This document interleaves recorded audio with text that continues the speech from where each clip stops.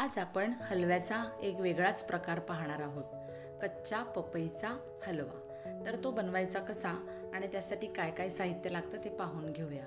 सर्वप्रथम मी ह्या कच्च्या पपया घेतलेल्या आहेत। या 3 आहेत। आता या तिन्ही आपल्याला लागतील की नाही ते आपण नंतर पाहूया, पण या तिन्ही मी सर्वप्रथम साफ करून घेतलेले आहेत।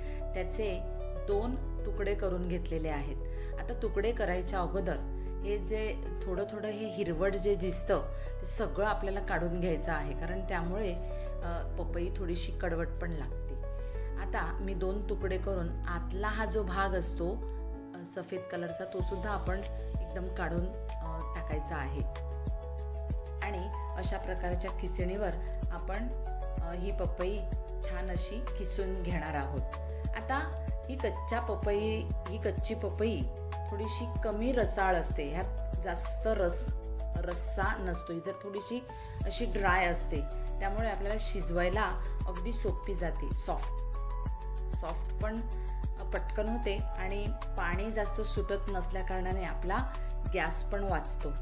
तर एका भांड्यामध्ये मी 2 टेबलस्पून इतकं साजूक तूप घेतलेलं आहे। ते तूप आपण मेल्ट करून घ्यायचं आहे आणि त्याच तुपात मी इथे 2 पपया अशा किसून घेतलेल्या आहेत। त्या सॉफ्ट होईपर्यंत आपल्याला शिजवून घ्यायच्या आहेत। पहिलंच आपण हे तूप व्यवस्थित मिक्स करून घ्यायचं आहे। हे मिक्स करून झाल्याच्या नंतर आपल्याला याच्यावर झाकण ठेवून ही सॉफ्ट करून घ्यायची आहे। तर झाकण मी उघडून पाहिलेलं आहे, यात जास्त पाणी सुटलेला नाही, त्यामुळे ही पटकन अगदी 5 मिनिटात शिजलेली आहे। तर आता या स्टेजला मी 1 कप इतकं दूध घातलेलं आहे। दूध तुम्ही कुठलंही घालू शकता, फुल फॅट क्रीम दूध घालू शकता किंवा टोंड मिल्क तुम्ही घालू शकता। कोणत्याही प्रकारचं गाईचं म्हशीचं कुठलंही दूध तुम्ही यात वापरू शकता। तर 1 कप मी इथे फुल फॅट दूध घातलेलं आहे। तेही मी लीड लावून किंवा झाकण लावून ते दूध आटवून घेतलेलं आहे। आता दूध आटवल्याच्या नंतर मी 1 कप इकडे दूध पावडर सुद्धा घालून घेत आहे। दूध पावडर घातल्याने काय होतं, ह्याला माव्याचं टेक्स्चर येतं, त्यामुळे दूध पावडर जरूर घाला। जर तुमच्याकडे मावा नसेल तर दूध पावडर तुम्ही जरूर घाला, म्हणजे आपल्याला माव्याचा स्वाद पण मिळतो।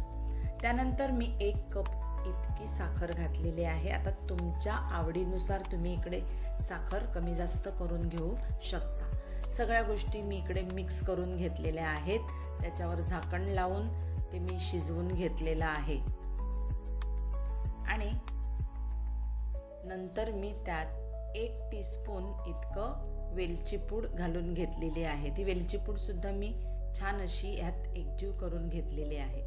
आता सगळं घालून झाल्याच्या नंतर आणि सगळं मिक्स करून झाल्याच्या नंतर आपण पिवळा रंग घालून घेणार आहोत। तुम्हाला हवं तर तो तुम्ही घाला, नाहीतर तुम्ही स्किप सुद्धा करून घेऊ शकता। मी थोडासा घातलेला आहे, कारण ते पपईनं पिवळसर अशी बरी वाटते। आपला हलवा तयार आहे। तर आता या स्टेजला मी बदाम, काजू आणि पिस्ते असे बारीक कापून घेतलेले आहेत। त्याचप्रमाणे मनुका सुद्धा मी टाकून घेतलेले। तुमच्याकडे चारोळ्या असतील तर तुम्ही चारोळ्या सुद्धा टाकून घ्यायच्या आहेत। जे हवं ते फ्रूट, ड्रायफ्रूट तुम्ही टाकून घेऊ शकता। आता सगळं हे मिक्स करून घ्यायचं आहे आणि एकदा फक्त आपण झाकण लावून फक्त 2 ते 3 मिनिटासाठी हे वाफवून घ्यायचं आहे। शिजवून घ्यायचं नाही, तर अगदी वाफवून घ्यायचं आहे। अगदी 3 मिनिटानंतरच मी हे झाकण उघडून घेतलेलं आहे आणि हलवा पहा, अतिशय सुंदर असा हलवा झालेला आहे आणि तितकाच टेस्टी सुद्धा तो झालेला आहे। हा हलवा आपण आता सर्व करून घेऊया। तर अशा प्रकारच्या तुमच्याकडे जर कच्च्या पपया असतील आणि तुम्हाला त्या कच्च्या पपईचं काय करायचं हा प्रश्न पडलेला असेल तर तुम्ही ह्या प्रकारचा असा हलवा नक्की घरी करून पहा आणि केल्यानंतर मात्र मला कमेंट द्यायला विसरू नका. माझ्या या चॅनलला सबस्क्राईब करा, या व्हिडिओला लाईक करा, कमेंट बॉक्समध्ये मला कमेंट लिहा आणि हा व्हिडिओ तुमच्या मित्रमंडळीमध्ये शेअर करा. आणि मग आपण भेटूया अशाच एका पुढच्या छान व्हिडिओत. तोपर्यंत बाय बाय.